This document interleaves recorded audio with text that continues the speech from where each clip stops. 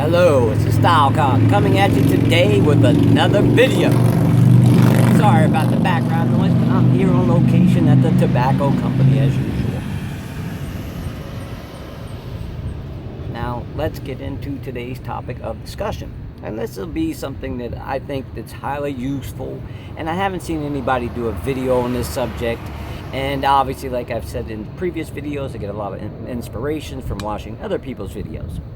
Now, just watched a gentleman's video about purchasing pre-owned wristwatches and about maybe not having the warranty cards or the box itself. Now, nothing wrong with that. Now, me personally, I use a jewelry store by the name of Radcliffe in Towson, Maryland. Excellent, reputable people. There's also one outside of Philadelphia called Gobbird. Excellent people once again. But if you're buying that watch from someone that you personally don't know, and if you want to make sure you're getting what you're paying for, there are some steps you can follow. There was a person, it had a Mont Blanc. I know Mont Blanc watches aren't the best, at least not when it comes to resale value, but I really like this Nicholas Rhea. They bought it, they bought it new. They wanted to sell it used, and what I did was I got the serial numbers off of it.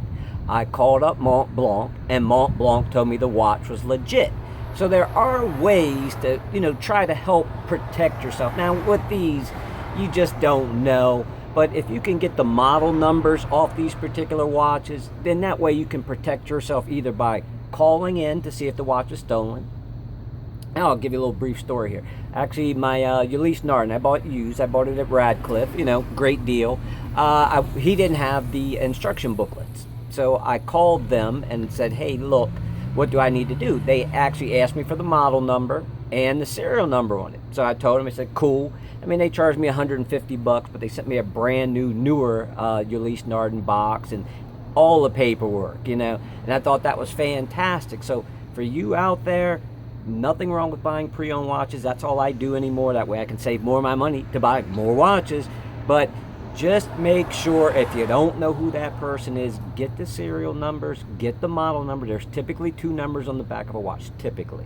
There's the model number, then there's the serial number. And sometimes you can look up the model number on the back of the watch to make sure. I'll give you another brief story.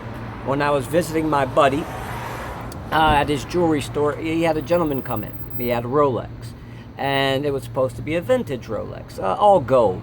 But, he looked at it, and I looked at it, and I knew what he got wasn't true. Basically, the watch had no stretch in it. The bracelet was like spot on. Everyone knows Rolex bracelets, the gold ones, get stretch in them, especially the older ones. Now, with that, the model number didn't match up to the dial color. Now, if this guy would have done some homework for himself, he might have been able to find that out, because usually if you know the model number, especially if you plug it into Google, it'll show you what color the dial should be. It should show you the bracelet that's being used. And this gentleman, now I don't think his watch was a fake, but it's a Frankenstein. And for those of you out there that don't know what Frankenstein watches are, basically it's just someone piecing a watch together. They might take a Rolex case and put a newer bracelet on it. They might take a Rolex movement, swap them out. They might take a dial and swap it out.